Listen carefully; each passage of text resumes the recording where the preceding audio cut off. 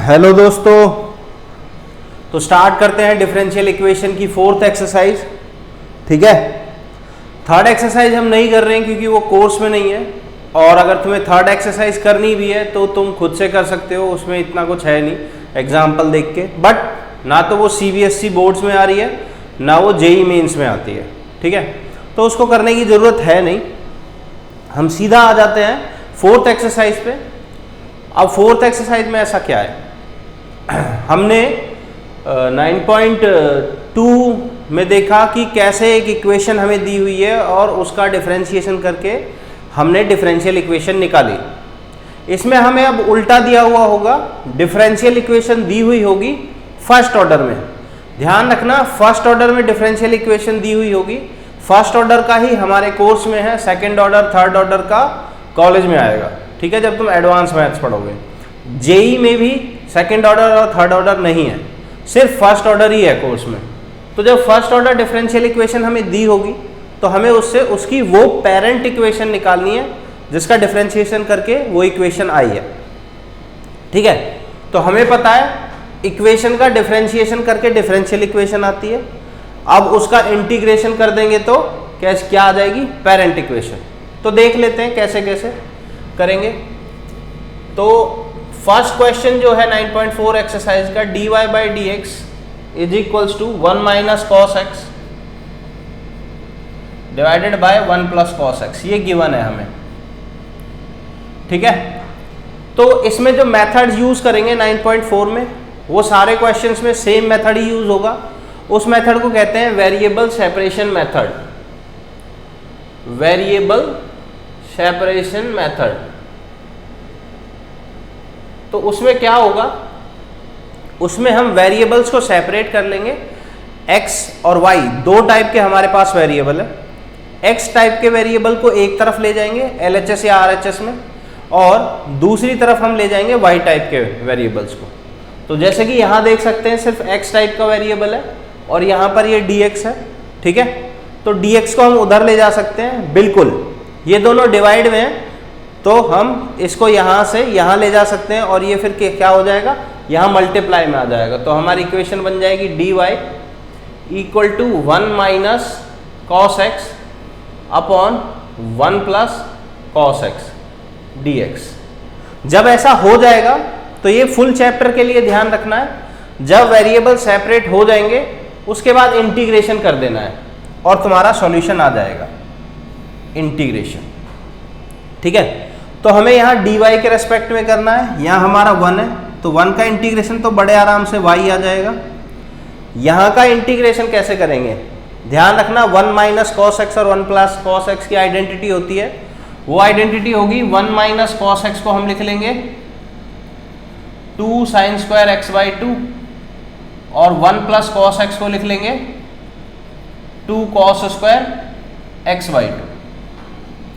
यहां पर लिख लेते हैं तो आएगा हमारा integration 2 sine square x/2 upon 2 cos square x/2 dx।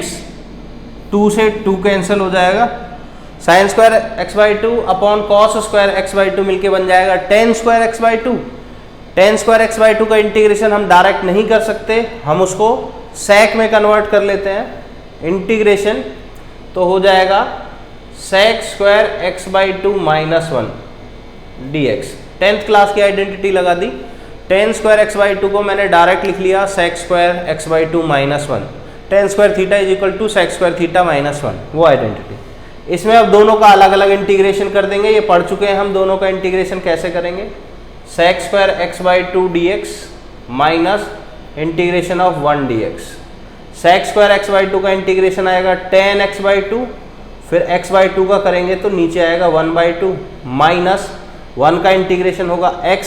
अब ध्यान रखना, जब तुम इंटीग्रेशन कर दोगे तो तुम्हें प्लस c भी लगाना होता है, तो इसका एक प्लस c आएगा, इसका एक प्लस c आएगा। ठीक है, इसका c1 मान लेते हैं कांस्टेंट कुछ और, इसका c2, दोनों को एक तरफ भेज देते हैं और मिला के तुम एक कांस्टेंट लिख सकते हो। दो कांस्टेंट लिखने की जरूरत नहीं है, तो फाइनली एक तरफ कांस्टेंट लिख देना बस, तो आंसर आ जाएगा y इज इक्वल्स टू, ये 2 ऊपर चला जाएगा 2 tan x/2 minus x plus c, खत्म। इतना छोड़ के आना, फुल मार्क्स मिलेंगे। ठीक है, अब देखो ये जो निकल के आया है ना, इसमें ये जो है ये एक कांस्टेंट है।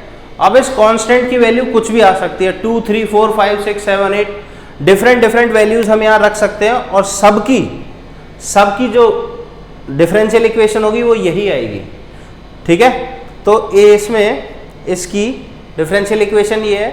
तो ये एक जनरल सॉल्यूशन हुआ। जनरल सॉल्यूशन का मतलब एक पर्टिकुलर सॉल्यूशन नहीं है, जनरल मतलब कि बहुत सारी इक्वेशंस को एक साथ लिख दिया जिसमें सी की वैल्यू डिफरेंट है। तो ये हो गया जनरल सॉल्यूशन। ठीक है, तो जनरल सॉल्यूशन में फर्स्ट ऑर्डर डिफरेंशियल इक्वेशन में एक कांस्टेंट आता है, सेकंड ऑर्डर डिफरेंशियल इक्वेशन होती तो 2 कांस्टेंट आते, थर्ड ऑर्डर डिफरेंशियल इक्वेशन होती तो 3 कांस्टेंट आते। तो इस तरीके से अब तुम उस क्वेश्चन का आंसर कर सकते हो कि first order differential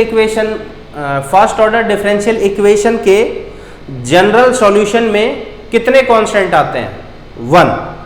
second order के डिफरेंशियल इक्वेशन के सॉल्यूशन में कितने कांस्टेंट आएंगे, 2। जनरल सॉल्यूशन ध्यान रखना, जनरल सॉल्यूशन में प्लस सी लगता है। ठीक है, तो जितनी बार इंटीग्रेट करोगे उतनी बार एक सी लगता चला जाएगा। फर्स्ट ऑर्डर में एक बार करना होता है, सेकंड ऑर्डर में 2 बार। वो तुम्हें करना नहीं है, बस याद रखना है कि जितना ऑर्डर होगा उतने कांस्टेंट आएंगे। ठीक है, ओके। तो यहां से अब तुम वो वाला इससे प्रीवियस एक्सरसाइज जो 9.23 उसके जो लास्ट 2 क्वेश्चन थे उनमें जनरल सॉल्यूशन वाला क्वेश्चन कर सकते हो। ठीक है, उसका जितना ऑर्डर होगा किसी भी डिफरेंशियल इक्वेशन का, उसके जनरल सॉल्यूशन में उतने ही आर्बिट्रेरी कांस्टेंट होंगे, ध्यान रखना ये बात। ठीक है, अच्छा अब नेक्स्ट क्वेश्चन पे आते हैं जिसमें पर्टिकुलर सॉल्यूशन आ जाते हैं। ठीक है, तो बच्चों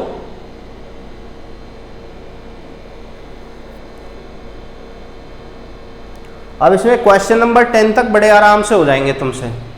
क्वेश्चन नंबर 11, 12, 13, 14 सारे सेम टाइप के हैं। ठीक है, सारे क्वेश्चंस 11, 12, 13, 14 बिल्कुल सेम टाइप के हैं, और इसमें तुम देख सकते हो हमें पर्टिकुलर सॉल्यूशन निकालना है।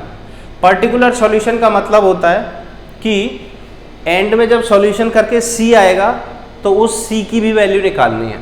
कैसे निकालेंगे, इन सारे क्वेश्चंस में पॉइंट दे रखा है कि जब x की वैल्यू 2 होगी तो y की वैल्यू 0, x की वैल्यू 0, y की वैल्यू 1, तो वो रख के c की एंड में वैल्यू निकालनी है। तो कोई एक क्वेश्चन कर लेते हैं, दोनों में से दोनों नहीं, चारों पांचों में से कोई एक क्वेश्चन कर लेते हैं। तो जो क्वेश्चन दिख रहा है मुझे 11, 12 थोड़ा सा टफ दिख रहा है, इन दोनों में से कोई एक कर लेते हैं। 11th वाला ही कर लेते हैं। ठीक है, थोड़ा सा लंबा जाएगा बट कोई दिक्कत नहीं है। क्वेश्चन नंबर 11 हम ट्राई कर रहे हैं। क्वेश्चन दे रखा है x³ + x² + x + 1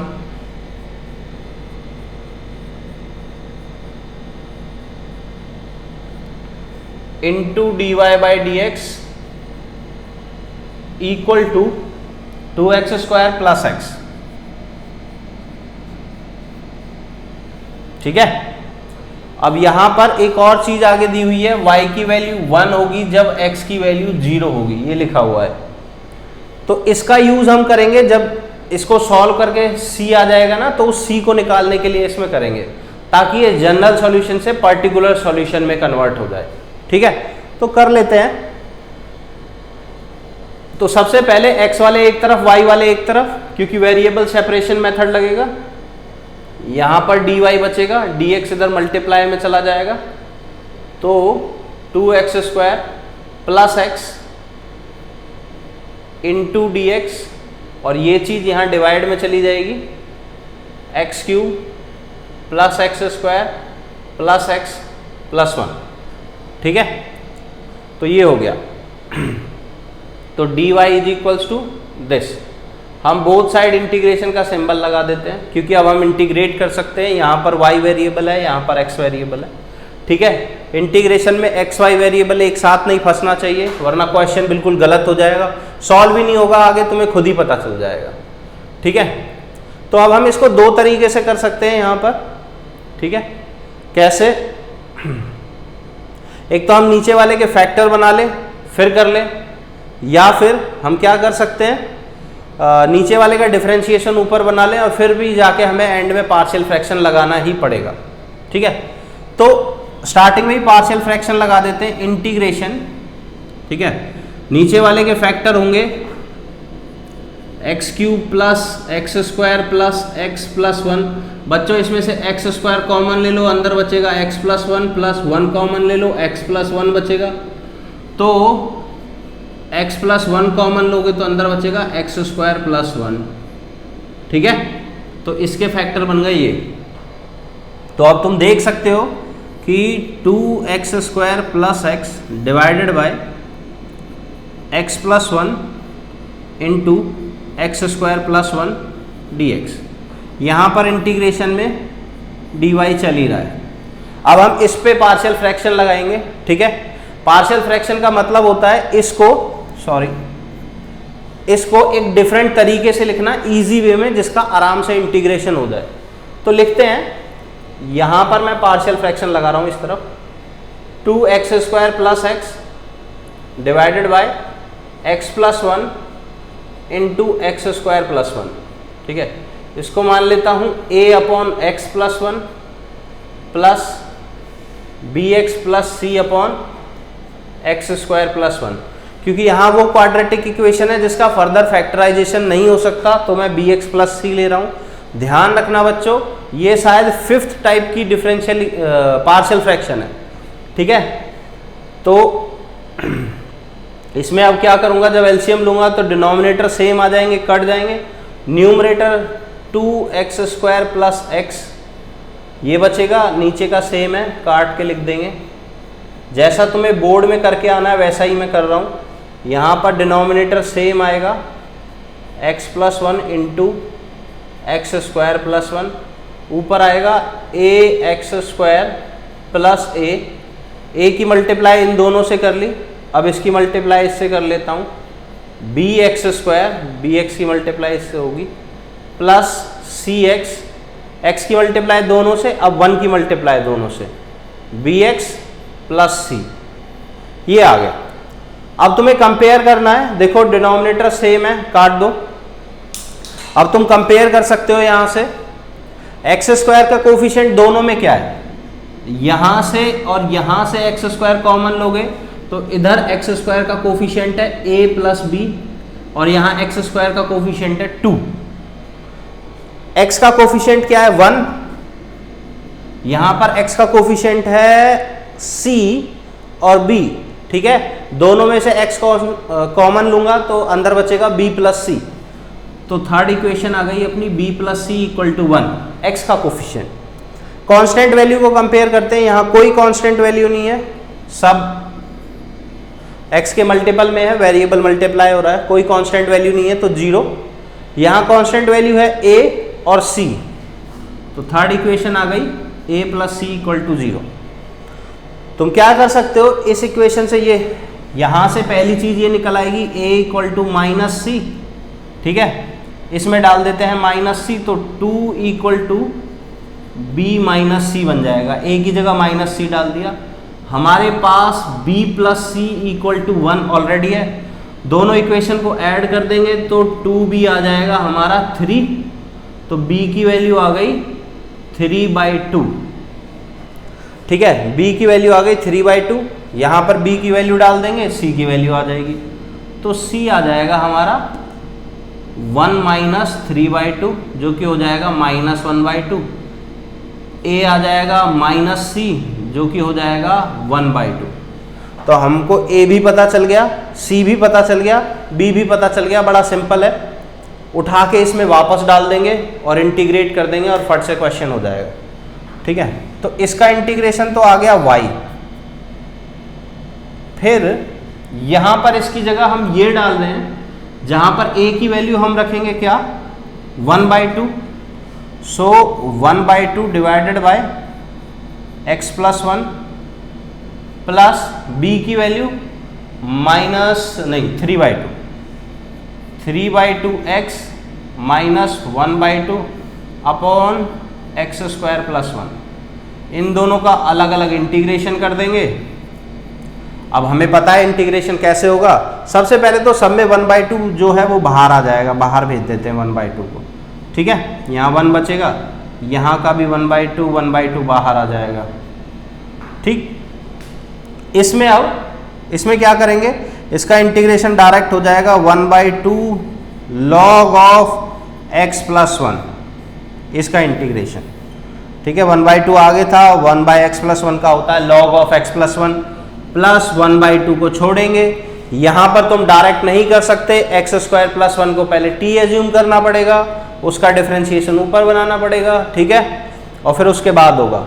दोनों को अलग अलग ले जाते हैं, तो इसका इंटीग्रेशन मैं यहां करके दिखा देता हूं बच्चों, ठीक है। यहां इसका इंटीग्रेशन 1/2 ऐसे ही छोड़ दिया है, तो इसका कर रहा हूं। तो 3x को अलग से ले गए हम, एक्स स्क्वायर प्लस 1, फिर -1 है तो -1 अपॉन एक्स स्क्वायर प्लस 1, दोनों का इंटीग्रेशन कर देते हैं, ठीक है। यहां पर डायरेक्ट फॉर्मूला है tan इनवर्स x, माइनस यहां पर तुम क्या करोगे, जब तुम एक्स स्क्वायर प्लस 1 को t एज्यूम करोगे तो 2x dx is equal to dt आ जाएगा। 3 को यहां से कॉमन लेके बाहर भेजो, 2 से मल्टीप्लाइड 2 से डिवाइड, तो 3/2 2x dx आ गया dt, नीचे आ गया t। ये बिल्कुल सिंपल है, ऐसे क्वेश्चन काफ़ी करें 4th एक्सरसाइज में। 1/t का log t, 3/2 log of t। अब तुम्हें पहले t डालना है, फिर वैल्यू डाल सकते हो, वरना तुम t की value direct x square plus 1 डाल सकते हो, x square plus 1 minus tan inverse x। ये वैल्यू उठा के यहां डालेंगे तो 1/2 into 3/2 log x square plus 1 minus tan inverse x plus c। ध्यान रखना प्लस c लिखना है पहले यहां। अब तुम्हें इस c की वैल्यू निकालनी है, ठीक है, इसीलिए मैंने पूरा क्वेश्चन सॉल्व किया, वरना मैं इतना लिख के बोल देता इंटीग्रेशन से सॉल्व कर लो, ठीक है। इंटीग्रेशन स्ट्रांग है तो क्वेश्चंस हो जाएंगे, इंटीग्रेशन स्ट्रांग नहीं है तो इसमें 4 नंबर के क्वेश्चन में 2 नंबर ही मिलेंगे, क्योंकि 2 नंबर इंटीग्रेशन के ही हैं। अब तुम्हें कांस्टेंट निकालने के लिए y की वैल्यू तो रखनी है 1 और x की वैल्यू हर जगह रखनी है 0। तो y की वैल्यू रखी 1, x की 0 रखोगे, log 1 होता है 0, तो ये आ जाएगा 0। यहाँ पर x की वैल्यू फिर से 0 रखोगे तो log 1 फिर से 0, ये हो जाएगा 0। और tan की वैल्यू, tan इनवर्स 0 0 होता है, प्लस c बचेगा खाली, तो प्लस 0 प्लस c, तो c की वैल्यू आ गई 1। और इसका जो पर्टिकुलर सॉल्यूशन होगा वो बिल्कुल सेम ऐसा, बस c की जगह 1 आ जाएगा। तो पर्टिकुलर सॉल्यूशन क्या आएगा बच्चों, सेम यही आएगा। नेक्स्ट लाइन में लिखेंगे, c को हटा के लिख देंगे 1, हो गया क्वेश्चन, ठीक है। यही है पर्टिकुलर सॉल्यूशन। अब देखो पर्टिकुलर सॉल्यूशन पे क्वेश्चन ये था पिछली वाली एक्सरसाइज में कि किसी भी डिफरेंशियल इक्वेशन के पर्टिकुलर सॉल्यूशन में कितने आर्बिट्ररी कांस्टेंट होते हैं।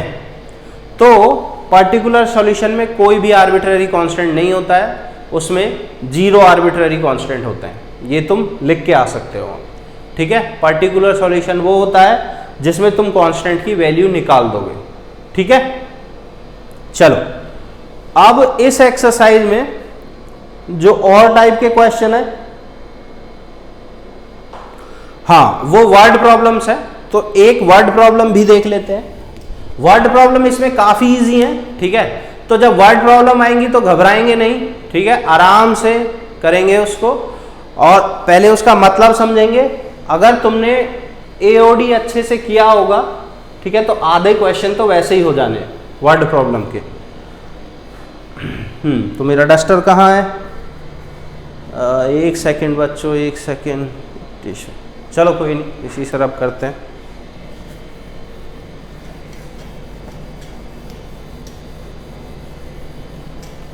अब हम देखेंगे वर्ड प्रॉब्लम इसकी एक, इसमें 3 ही टाइप के क्वेश्चन है। Word problem, simple solution, general solution और पर्टिकुलर सॉल्यूशन। इसी टाइप के क्वेश्चन आएंगे तीनों एक्सरसाइज में, ठीक है। 3 अलग अलग तरीके के मेथड लगेंगे, टाइप सेम होगा सब में। अभी हम 9.4 के 17, 18, 19 और उसके बाद आता है क्वेश्चन नंबर 20, 21, 22, ये वर्ड प्रॉब्लम्स है, ठीक है। इनमें से कौन सा कर ले? 19th क्वेश्चन ट्राई कर लेते हैं। The volume of spherical balloon being inflated change at constant rate, ठीक है।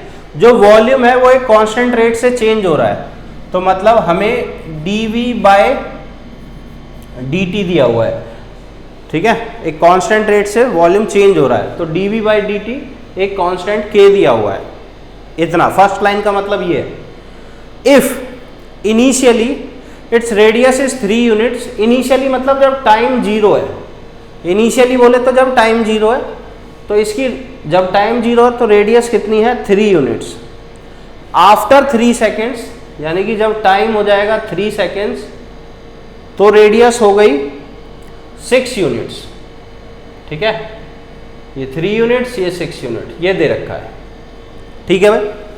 अब निकालना find the radius of balloon after t seconds, तो रेडियस की वैल्यू निकालनी है आफ्टर t सेकेंड्स, तो मतलब t की टर्म्स में आंसर निकालना है आफ्टर t सेकेंड्स। बात रेडियस की हो रही है, वॉल्यूम का रिलेशन दिया हुआ है, तो ये एक स्पेयर है, तो तुम्हें यहां पर थोड़ा सा बेसिक दिमाग ये लगाना पड़ेगा कि जो वॉल्यूम है, स्पेयर का वॉल्यूम होता है, क्या होता है? 4/3 πr³। तुम बोथ साइड डिफरेंशिएशन कर लोगे इसका t के रेस्पेक्ट में, तो v का डिफरेंशिएशन आ जाएगा dV/dt। 4π/3 कांस्टेंट है, बाहर रह जाएगा। r³ का डिफरेंशिएशन होगा 3r², फिर r का करेंगे तो dr/dt। ये बेसिक डिफरेंशिएशन का चेन रूल से मैंने किया है, बिल्कुल एकदम। r³ का कर लिया पहले 3r², फिर r का कर दिया, ठीक है। 3 से 3 कट गया।